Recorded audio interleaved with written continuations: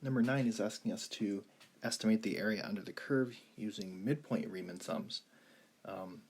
So we've been using left Riemann sums and right Riemann sums, and depending on the way the graph goes, sometimes the left Riemann sum is an overestimate, sometimes it's an underestimate.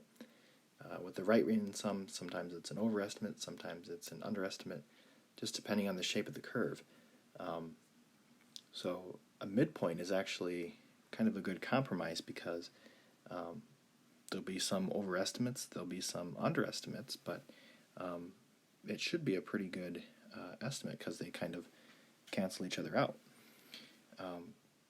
So if we look at number 9, it's x squared from 0 to 8 for rectangles, which means if we take 8 minus 0 divided by 4, each rectangle needs to have a width of 2. So let me see if I can draw this here.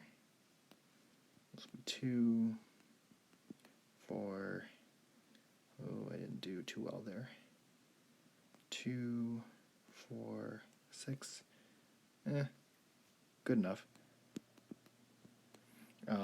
We also want to know the midpoints here because that's where the rectangle is actually going to hit. So 1 is halfway between 0 and 2, 3 is halfway between 2 and 4, and so on. And this is where those are going to hit.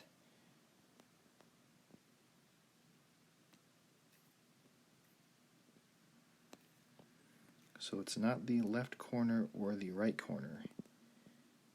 It's the midpoint.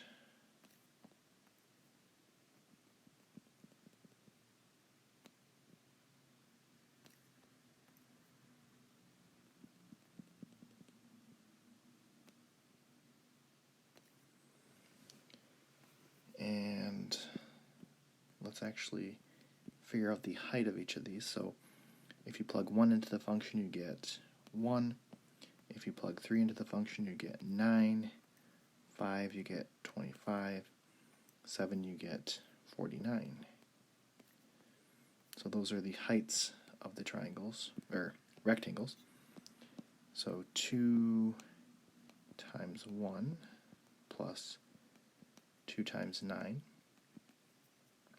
plus 2 times 25 plus 2 times 49, and you should get 168. So that's kind of a good estimate for the area here.